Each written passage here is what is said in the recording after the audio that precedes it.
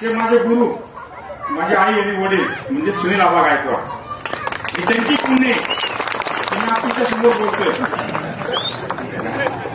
आणि माझे जे आपले आमदार बंडू वर्गा बच्चा म्हणजे भावी आमदार झाले. कलेक्टर पट्ट्यांनी ज्याला डोक्यावर घेतलं तो आमदार झाला. कलेक्टर पट्ट्यांनी ज्याला डोक्यावर घेतलं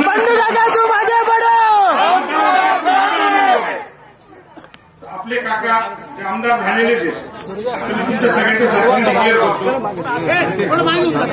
आणि निखिल भाऊ पवार, भरत पाटील, आपले सुवर्णाताई शेला, राजू भाऊ शेला, जेवण भाऊ, बापू आज्ञा, सगळे मनसूर आणि या दोन्ही माझ्या शिकवल्या. यांनी मला खूप त्रास देतात. सुरेखा आणि सुवर्णा.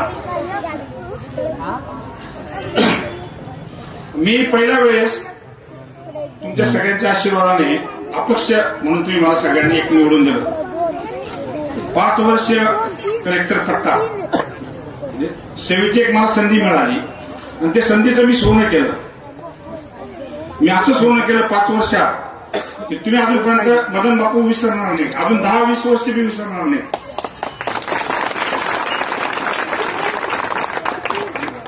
पाच वर्षी चांगली सेवा केली मी तुमची. पुन्हा तुम्ही मला संधी दिली आणि दुसरी संधी देत असताना धनशक्ती विरुद्ध गरीब मदन बापू आपणाला चहाही पाजत नाही त्याला परत तुम्ही निवडून दिलं. आणि त्याच्यासोबत अजून सुवर्णाताई. चौथा तर आपल्याला नको होता म्हणून तो एक आम्ही गोकांडी बसून घेतला. त्याचे परिणाम आज आम्हाला भोगावं लागतात. काही अडचणी थोडे दिवस राहिलेत. काका आमदार आहेतच, पुढचं आपण बघू. सांगायचं तात्पर्य 5 वर्ष मी प्रामाणिक सेवा केली तुमची. पहिल्या वेळा दुसऱ्या पंचवार्षिकला मी प्रामाणिक तुमच्या सगळ्यांच्या सोबत मी सेवा केली. सेवेत कुठेच कमी पडलो नाही. कोणाचे सुख दुःख काही असेल एका आवाजात मी आलो.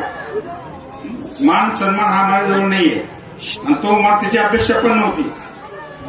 पण हे जे काही कुत्रे जे काही भुकतायत आणि जे वर्ष फेसबुकला टाकतायत आमचा बाले किल्ला, शिवसेनेचा बाले किल्ला, तुमच्या बापाचा बाले किल्ला आहे. या बाले किल्ल्यासाठी जंगलग्रस्त भागातले सगळे लोक आहेत आपण. ज्या वेळेस आपली हद्दवाढ झाली नव्हती, आपल्याला प्यायला पाणी नव्हतं, रस्ते नव्हते, तेव्हा तुम्ही कुठे गेले होते? आता मताची भीक मागतात आणि गायकवाड बंधूंबद्दल वेबसाईट फुकतात.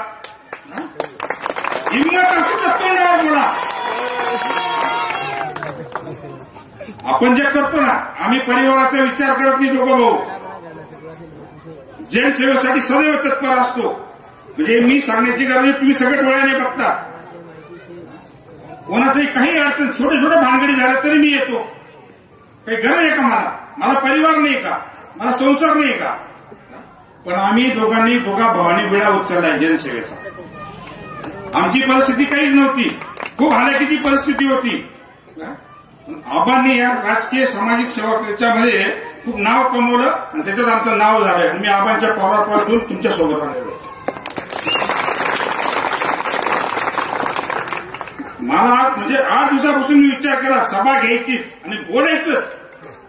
येडे वाटते शेवडे पोर बोलतात म्हटलं. मी का मी नापास, मी का बरं नको बोलू? 2 जणांचा शोक ज्यांना अक्कली तो काही बोलायला लागला, काही बरोबर करतात. गायकवाड झोप लागणार नाही. आज तुझी झोप उडून दिली आम्ही. तुझी झोप उडली म्हणून तू काही बरोबर करायला लागला. 3.5 आता आपला आमचा कार्यकाळ संपलेला आहे. 3.5 वर्ष झाले, 2.5 वर्ष झाले कार्यकाळ संपलाय. मागच्या पंचवार्षिकला यांच्यासाठी मी तुमच्या पाया पडायला आलो होतो का नाही? तुम्ही त्यावेळेस म्हटले होते बापू खरंच मतदान द्यायचं का याला? बोलले होते ना. 5 वर्ष या माणसाने एक शब्दाने आम्हाला 3 नगरसेवकांना विचारलं नाही. एक नगरसेवक डोक्यावर बसून फिरवला यांनी. त्याचे परिणाम भोग आता भोगावच लागतील. निस्वार्थपणे आम्ही तुझ्यासाठी मतं मागितले होते. याच कलेक्टर पट्ट्यात सगळ्या जंगलग्रस्त भागातून सगळे लोक इथे आहेत. असं काही नाही. बजरंगवाडी, पवार गल्ली, हिरे गल्ली सगळ्यातून सगळे मातबर आहेत.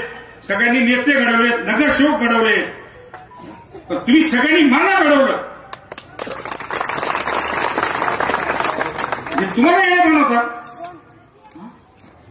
आम्ही शासनाकडनं भरपूर निधी आणण्याचा प्रयत्न केला दोघा भावांनी, यांनी जमू दिलं नाही. आता आमच्या पक्षाच्या वरिष्ठ नेत्यांना फोन करतात, यांना थांबवा, यांना थांबवा. कोणाच्या बापाने थांबणार नाही. बंडू काकाला शब्द दिला आहे, आमदार झाल्याशिवाय आम्ही तुला सोडणार नाही.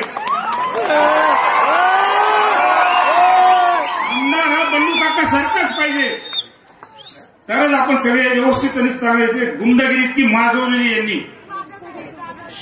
काय कलेक्टर पटायची काय कंडिशन आहे आपली सध्याच्या परिस्थितीला, काय आले काही शब्द मी बोलू शकत नाही. कोणाच्या बायोमेट्रीला कसं घेऊन कसं काय काय करतात. मला फोन येतात, मी जातो पोलीस स्टेशनला, मला माहिती आहे सगळ्या गोष्टी. कोणामुळे येतात बोलताना लाज वाटत नाही यांना.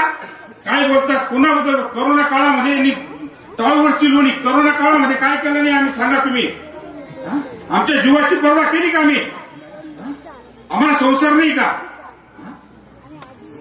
दोघा भावांनी आमचं एकता मंडळ आणि गायकवाड परिवार भाजीपाला असेल, किराणा असेल, सॅनिटायझर फवारणी असतील, काही नाही केलं. हे बायकोचा पदर घेऊन घरात बसले होते. जेव्हा कोरोना थोडासा लूप झाला मग तेव्हा हे फवारण्या बिवारण्या करून व्हिडिओ काढून फोटो काढून लोकांना दाखवायला लागले.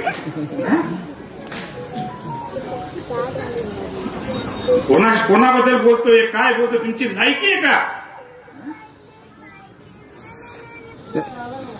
तो चौथा नगर आम्हाला नको होता म्हणून तुला बोकांडे बसवलं. तू आमच्याबद्दल बोलतो, तुझी लायकी आहे का. आणि वारंवार एकच विषय घेतात, गुटखा, जुगार. तुम्ही काय काय धंदे करतात लोकांना माहित नाही का. सगळ्यात महत्वाचा विषय म्हणजे तुमच्या सगळ्यांच्या आशीर्वादाने तुम्ही मला 2 पंचवार्षिकला तुमचा आशीर्वाद होता. दोघं वेळेस मी निवडून आलो. माझे गुरु म्हणजे भाऊ बी आहेत ते माझे गुरु बी आहेत.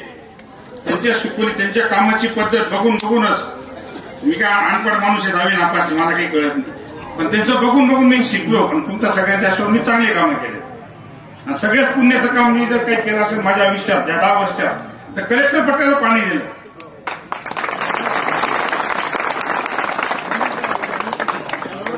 ते यांच्याकडनं कोणाचकडनं झालं नसतं. नाव माझं आहे पण माझ्या पाठीमागे आबा होते. ज्यावेळेस आपण पाण्याचा आपण सगळ्या लाईनी चालू केल्या, घरोघरी जाऊन सांगितलं पैसे नसतील चालेल, हरकत नाही, तुम्ही नळ कनेक्शन घेऊन टाका. 3 वर्ष लोकांनी पाणीपट्टी भरली नाही. एकही अधिकारी तुमच्या घरापर्यंत आला का, कोणी त्रास दिला का. सगळ्यात मोठं पुण्याचं काम केलंय आणि ते पुण्य आम्हाला कामात आलं आणि आजही कामात येते. टाळूवरची लोणी खाणारे, अरे आम्ही टाळूवरची लोणी खाणारे नाही, आम्ही कष्ट करणारे. यासारखा हरामाचं नाही खात. पुढच्या एखाद्या सभेत बोलून दाखव, आबानी मीच तुला उत्तर देतो. तुझ्यासाठी पाय पडलोय. मला मागचे लोक बोलले म्हणे बापू तुझ्या इलेक्शन एवढा आला नाही, यांच्यासाठी काय पाय पडतो, खरं त्याला मतदान द्यायचं का. तू आमची लायकी करतो.